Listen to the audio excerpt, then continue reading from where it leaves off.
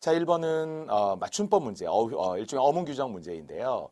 쉬웠다라면 쉽습니다. 하지만 또 보면은 하나하나 어문 규정에 명시되거나 기존 기출 문제에 나오던 예가 아니에요. 그래서 제가 이야기하죠. 90% 정도는 어문 규정 안에 있는 데서 시험에 출제되는 게 맞아요. 하지만 최근에는 바로 이 10%, 숨어있는 10%, 낯설지만 생활 속에서 쓰기도 하지만 이미 사전에 등재되어 있는 단어, 자, 이런 단어들을 중심으로 낯선 어문 규정도 준비해야 된다고 이야기를 하는데요. 그럼에도 불구하고 답은 하나가 쉬웠던 것 같아요.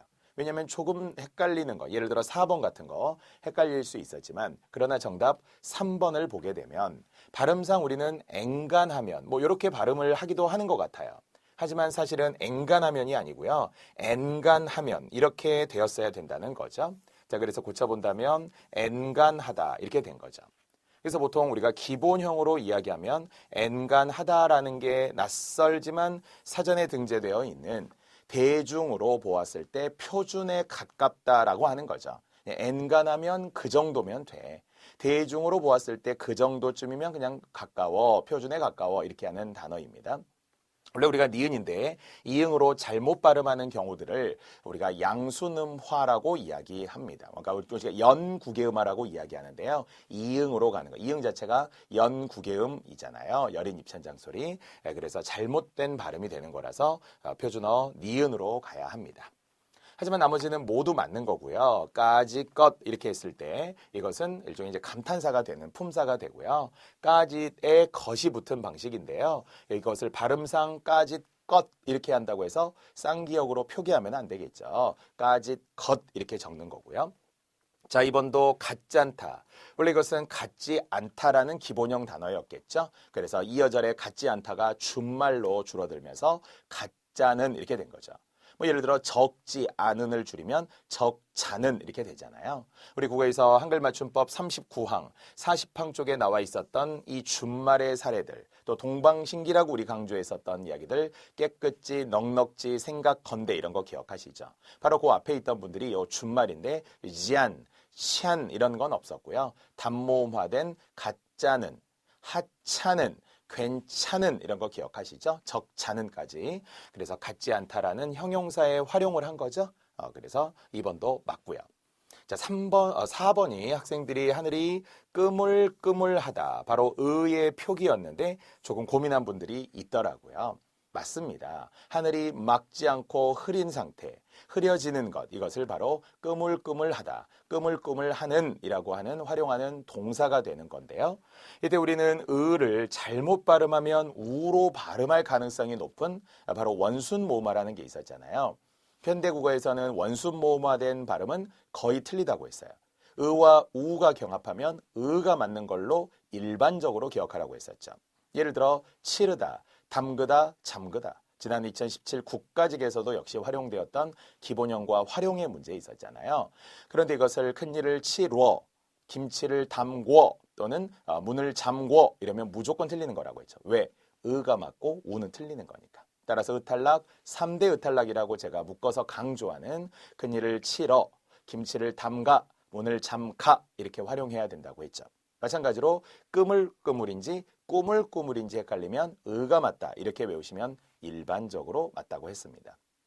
하지만 이거와 전혀 상관이 없는 꾸물꾸물하다라는 건 당연히 있겠지. 그래서 행동 같은 거, 너 이렇게 자꾸 꾸물꾸물하니 뭐 벌레가 기어갈 때 꾸물꾸물 기어간다. 올챙이 꾸물꾸물 거리잖아요.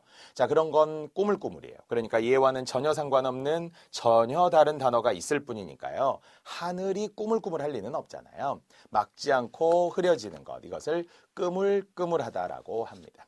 그러니까 이걸 보면서도 예를 들어서입니다. 4번이 좀 낯설었다. 그러면 낯선 거지 틀린 건 아니라는 거죠.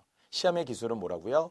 틀린 것을 찾는 거지 모르는 것을 찾는 게 아닙니다. 그래서 제가 24년 강의를 하면서 항상 이렇게 확률적으로 보게 되는데요. 확실히 시험 문제들은 모르는 걸 하나씩 넣어줍니다. 그거는 필연적이에요. 하지만 그건 대체로 답이 아니에요. 그러니까 모른다고 하여서 당황하고 불안해하지 말고 일단 그건 크게 괄호를 쳐놓으시고요. 1, 2, 3번, 1번 문제라면 3번을 보면서 엔간하면 들어본 거야. 엔간하면 이상해 이렇게 하면서 답을 3번으로 찾고 넘어가는 것이 시험의 기술이다라고 생각합니다. 자, 바로 뒤에 우리는 해설을 붙여드렸고요. 여러분에게도 따로 글로도 제공을 해드리는 거니까 문서로 하나하나 확인하시면 됩니다. 자, 이야기했어요. 엔간하다가 표준어이면서 대중으로 보아 정도가 표준에 꽤 가깝다라는 뜻의 형용사였고요. 까짓 것이라든지 아니면은 같지 않다의 준말인 같지않은이라든지 하늘이 끄물끄물하다 이렇게 이어절로 묶어가면 되겠죠. 그래서 날씨가 활짝 개지 않고 몹시 흐려지다 이런 거고요. 하지만 꾸물꾸물이라고 하는 것은 느리게 움직이다 또는 게으르게 행동하다라는 거니까요. 전혀 달라야 합니다. 구별해야 할 두 개의 단어 끄물끄물하다, 꾸물꾸물하다. 네, 이거는 공부가 충분히 될 수 있습니다. 자, 이제 문제 2번으로 들어갈게요. 역시 이야기했던 것처럼 외래어의 유입 시기를 묻는 것은 매우 좀 특이한 문제라고 할 수 있어요. 하지만 이제 넓게 가면 우리는 어디에서 언어의 역사성에서 배웠죠. 또 어휘라고 하는 것은 신생, 성장, 소멸하는 것이기도 하고요. 또 어휘의 뜻이라는 것도 축소 또는 확장, 이동이라는 일종의 이제 어휘와 관련된 예들은 많이 배웠습니다. 또 저랑은 훈민정음 파트, 이 고전 문법 파트에서도 일종의 고대국어, 중세국어, 근대국어, 현대국어 이런 식으로 국어사를 나누어서 시대별로 고찰해 보았었어요. 자, 그렇다면 이제 어휘의 유입 시기와 관련되는 건데요.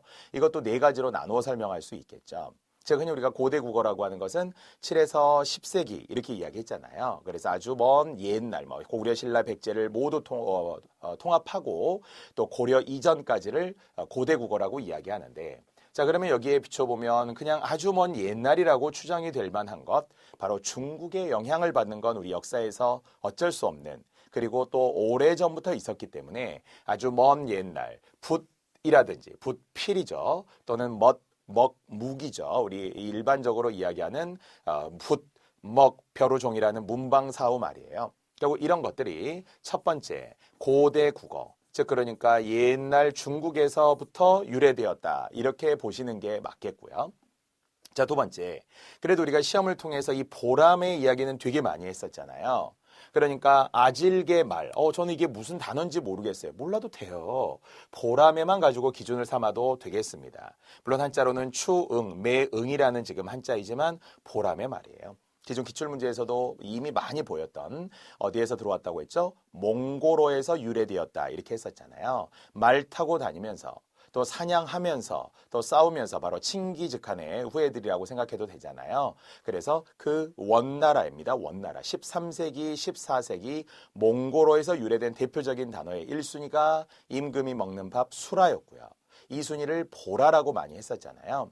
따라서 보라매라는 보라, 보라색의 보라도 역시 마찬가지겠지만 이 보라매 공원의 보라매 또는 그 이외에도 여러 가지 매와 관련된 새 그리고 말 왜냐면 말 타고 다녔으니까. 그래서 가라말, 아주 깃이 튼튼하고 아주 까만 말, 이런 흑마와 가까운 가라말이나 아니면은 아질게말. 이건 보니까 아이 같은 말이라는 아이 아자를 한자로 썼어요. 그러니까 아직 자라지 않은 조그만 망아지 같은 말들이 있잖아요. 그걸 아질게말이라고 하는데 뜻은 중요한 게 아니에요. 일단 이미 보라매에서 끝났습니다. 두 번째, 언제 근대국어 시기에 유입이 됐을 거라고. 아까도 이야기했지만 몽고로에서 유래가 되었다. 몽고로에서 유래가 되었다는 것은 원나라를 기준으로 했을 때 13세기, 14세기라고 보면 된다고 했어요. 정확한 세기를 묻는 것이 아닙니다. 크게 봐야 된다는 거죠. 고대국어, 그 다음은 다시 중세국어겠죠. 다시 중세국어입니다. 10에서 16세기 말에 해당하는 중세국어가 되겠고요. 자, 그 다음에 세 번째는 언제쯤 될까요? 바로 이제 세 번째, 근대국어 시기에라고 이야기합니다. 이때 근대국어 시기라고 하는 것은 명나라에서 들어온 단어들, 그래서 이제 중국에서 유입이 된 단어들이기는 하지만 특히 담배 같은 것은 타바코라고 하는 단어가 포르투갈어가 담바고가 되었다가 담배가 되어서 일본을 등등 중국에서 경유해서 들어왔다라고 대체로 여러분 알고 있잖아요. 탄건, 그러니까 우리가 탄건이라고 하는 것은 벼슬아치가 갓 아래에 받쳐 쓰는 그 관을 이야기하는 건데요. 이것도 중국에서 유입이 되었다라는 거예요. 다만 아주 옛날인 고대 국어를 이야기하는 것은 아니고요. 이제 문물이 유입이 되기 시작하면서가 되는 거예요. 그 시기에 비슷하게 들어온 단어들이 뭐 감자라든지 고추라든지 강냉이라든지 아니면 이런 안경이라든지 이런 게 바로 명나라에서 언제 근대 국어 시기에 유입이 되었다고 해요. 17, 19세기 정도로 보면 되겠죠. 자, 마지막 네 번째 바리깡, 구락부 이런 것이 바로 개화기인데요. 역시 개화기면은 이제 우리는 1894년 이후가 되는 거니까 그래서 현대 국어로 넘어오는 과정, 개화기 국어라고 봐도 좋습니다. 특히 구락부라고 하는 거는 옛날에 우리 되게 많이 썼던 단어였잖아요. 클럽이라는 거죠. 클럽. 정확히 뭐 클럽이라고 해야 되겠지만 그래서 클럽이라는 걸 일본식으로 발음을 하면서 클럽이 구락부 이렇게 됐다는 거예요. 그래서 예전에 뭐 YMCA 구락부, YWCA 구락부 뭐 이런 게 있었어요. 개화기 때. 그래서 바리깡도 마찬가지죠. 우리가 일반적으로 이야기하는 이발기인데요. 바리캉이라고 하는 프랑스어에서 유래해서 들어온 말이에요. 그것이 바리깡이 된 건데 어쨌든 이것은 개화기 때 또 가장 요즘 문물에 가까운 단어들이잖아요. 그래서 제일 마지막으로 보는 게 찍어도 순서였다는 거예요. 우리는 확실하게 알아서 답을 찾는다라고 생각하면 안 돼요. 왜냐하면 확실하지 않으나 요령껏 그것이 나중에 결과적으로 학생들은 겸손하게 운이 좋았다 이렇게도 말하는 분들이 있지만 운이 좋은 게 아니라 실력이 있잖아요. 그 답을 찾아가는 과정 속에 있었으니까 아까 말했지만 예를 들어 가장 먼저 있는 거다 이렇게 생각한다면 기억이 가장 먼저 있었던 것은 알겠죠. 자, 그 다음에 아까 보람에서 힌트를 삼으라고 했던 중세국어가 있었고요. 자, 그 다음에 중국, 명나라에서 유입이 된 근대 국어 시기에 담배 같은 걸 기준으로 하나 삼아도 되겠고요.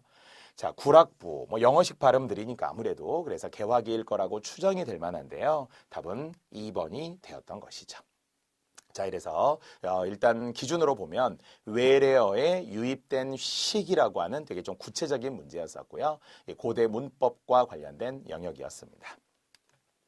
자, 설명은 다 됐고요. 차용어입니다. 외래어가 유입된 시기들, 차용어에 유입된 시기라고 보면 되겠고요. 자, 그래서 일단 기준을 준 것처럼 고대 국어에서의 중국어 차용어, 중세 국어에서의 바로 원나라 등등의 몽골어에서 유래되었던 단어들, 말과 매 관련 단어들이 많다라고 이야기했고요. 또는 근대 국어 시기에 유입이 되면서 명나라가 들어서면서 한수당 송원명청이 되는 거잖아요. 자, 그래서 명나라가 들어오면서 많은 한자어 어휘들이 유입이 되기 시작하고요. 자, 마지막으로 바로 개화기 때 1894년 이후가 되는 그래서 1900년대 전후의 개화기 때 일본식 어휘가 유입이 되면서 바리깡이라든지 또는 구락부 바로 클럽이라고 하는 것에 일본식 음역어이다라고 이야기했습니다. 자, 이렇게 좋은 예들이 있는데요. 추후에도 또 약간 변형돼서 활용될 수 있으니까 여러분도 알아두시면 좋겠습니다.